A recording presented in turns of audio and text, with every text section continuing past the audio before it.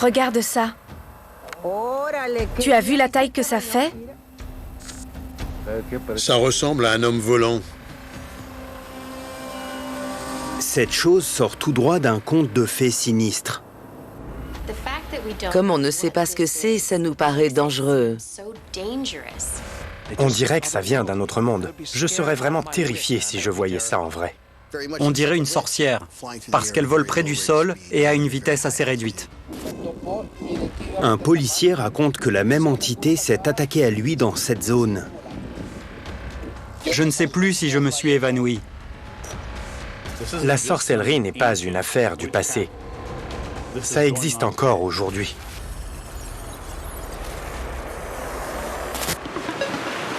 Le Mexique est la destination préférée des touristes américains. Plus de 30 millions s'y rendent chaque année. Le Mexique est un pays qui évoque la plage et la tequila. Mais le Mexique a aussi un côté sombre et étrange. Monterrey se situe à 210 km au sud de la frontière états-unienne. Le 17 mai 2006, lors d'une randonnée, un groupe de Mexicains repère un drôle d'objet dans le ciel et le filme immédiatement. Regardez sa forme. Ça, ce n'est pas un oiseau. Qu'est-ce que c'est? L'objet se déplace dans le ciel, monte, descend, franchit une vallée, puis reprend de l'altitude. La séquence dure plus de 3 minutes. Ça ressemble à un homme volant. Cette chose a une forme humaine. Ça a une forme humanoïde. On dissocie bien la tête du reste du corps. On dirait un être en lévitation. Ça ne fait aucun bruit. C'est vraiment effrayant. Les experts se demandent ce qu'est cette chose et comment elle arrive à voler. Il ne s'agit certainement pas d'un hélicoptère, d'un avion ou d'un autogire. On peut penser à un drone, mais il n'était pas aussi courant en 2006. Si ce n'est pas un drone, qu'est-ce que c'est? Ça demande beaucoup d'énergie de propulser un engin dans les airs. Cette chose-là a l'air de voler sans effort. Peu de temps après l'enregistrement de cette vidéo, un policier dans la même zone croise une chose terrifiante. Un policier prétend qu'une sorcière s'est posée juste devant lui. Du coin de l'œil, j'ai vu une sorte de capuche rouge. Puis, elle a essayé de me toucher et je me suis protégé le visage. J'ignore si c'est vrai, mais en tout cas, il est persuadé d'avoir vu ça. L'agent Leonardo Samaniego reproduit la silhouette de la chose qui l'a attaqué. Elle ressemble aux sorcières populaires au Mexique, les brujas. Un collègue confirme son témoignage. Comme j'ai vu qu'elle me suivait et qu'elle continuait à voler derrière moi, j'ai appelé pour qu'on m'envoie du renfort. Je ne sais plus si je me suis évanoui, mais quand j'ai vu mon patron, j'ai fondu en larmes. Je pleurais tellement, j'étais terrifié. On raconte que cette région est le creuset de la magie noire. Cette zone possède un lourd passé de sorcellerie. Les brujas y pratiquent la magie noire. Au Mexique, la peur des brujas est palpable. Elles peuvent blesser ou tuer des gens. On estime que des millions de Mexicains pratiquent la sorcellerie, ou la brujeria. La plupart des sorcières prétendent détenir des pouvoirs de guérison spirituelle et divinatoire. Cette forme de sorcellerie date du temps des Mayas. Mais la sorcellerie mexicaine possède un penchant sombre. La magie noire et la magie blanche ont parfois recours à de terribles sacrifices. Quand les enfants disparaissent, les Mexicains pensent souvent qu'une sorcière les a enlevés pour réaliser tel ou tel sacrifice. Le pays croit énormément à l'existence de la magie noire et des arts occultes. L'analyste du renseignement militaire Carlo Muñoz se demande si l'explication aux planeurs fantômes pourrait se trouver dans la ville en elle-même. En quelques décennies, Monterrey est devenue une ville aux technologies de pointe. Je ne serais pas surpris que des entreprises y testent leur prochaine nouvelle technologie, à savoir leur jetpack. L'armée américaine travaille sur l'élaboration de jetpacks depuis la Seconde Guerre mondiale.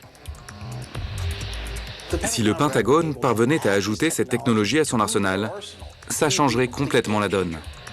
Dans les années 60, l'armée présente le Rocket Belt, mais celui-ci a de sérieux inconvénients.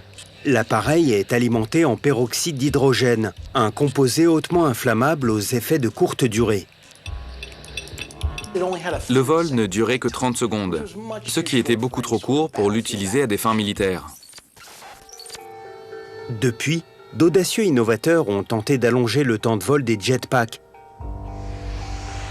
dont Richard Browning, véritable Iron Man, qui s'est inspiré du film pour créer cette combinaison équipée de réacteurs de 1000 chevaux alimentés en kérosène. L'appareil peut atteindre une vitesse de 50 km/h et voler pendant 10 minutes. Richard Browning souhaite le commercialiser en 2019. Mais ces images indiquent-elles que quelqu'un a déjà construit un appareil qui vole plus longtemps au Mexique ? Quand on voit ça, on se dit que cette technologie est plus vraie que nature. Cependant, pour l'ancien agent de la CIA Lindsey Moran, il ne s'agit pas d'un projet militaire. Au Mexique, seuls les cartels détiennent les fonds et l'influence nécessaires pour s'offrir une telle technologie. Au Mexique, les problèmes de gangs sont courants. Les cartels et les milices autoproclamées sont connus pour la traite d'êtres humains, le trafic de drogue et toutes sortes d'activités criminelles. Les cartels de la drogue emploient les grands moyens pour introduire clandestinement des produits illicites sur le marché américain. Pourrait-il s'agir de leur dernière combine ?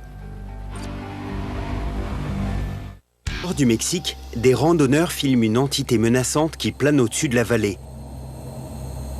Les experts craignent qu'un cartel local ait mis au point des jetpacks pour gagner du terrain sur ses opposants.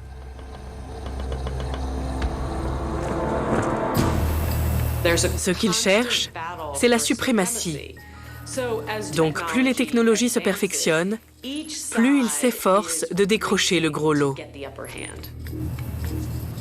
Mais l'ingénieur David Parent a analysé les images et repéré un détail qui met à mal la théorie du jetpack. Normalement, quand un jetpack se déplace sur une certaine distance, on peut observer des gaz d'échappement. Donc je doute qu'il s'agisse de ça. C'est sûrement autre chose.